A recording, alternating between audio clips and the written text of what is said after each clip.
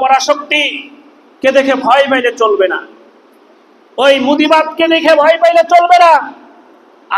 আমরা যেন বাড়তে উঠতে না পারি, আমরা বেড়ে যেন উঠতে না পারি, এজন্য ওই ইন্ডিয়া সরকার বরাবরই আমাদের দেশে রকে লাগিয়ে রেখেছে।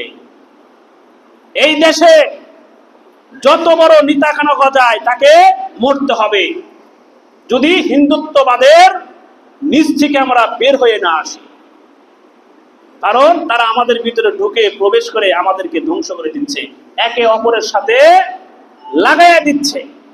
এই দেশে যত বড় বড় নেতা গজাইছে, সৎ নেতা গজাইছে, তাদেরকে ধ্বংস করে দিচ্ছে ইন্ডিয়ান র। আমরা অনেকেই এটা জানি না।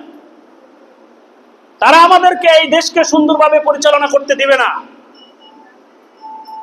এই দেশকে সুন্দরভাবে পরিচালনা করতে দিবে না। এই কারণে আমাদের সকলকে সচেতন হতে হবে।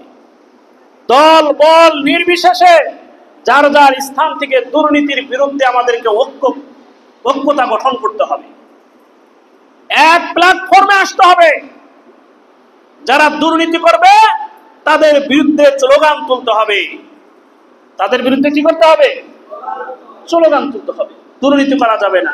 দুর্নীতির অনেক প্রকার আছে, এখানে 10 প্রকার দুর্নীতির কথা বলা হয়েছে। সময় নাই, ইনশাল্লাহ আগামী জুমায় আমি এই 10 প্রকার দুর্নীতি কি কি বিষয়বস্তু একদম ভেঙে ভেঙে বলে দিব।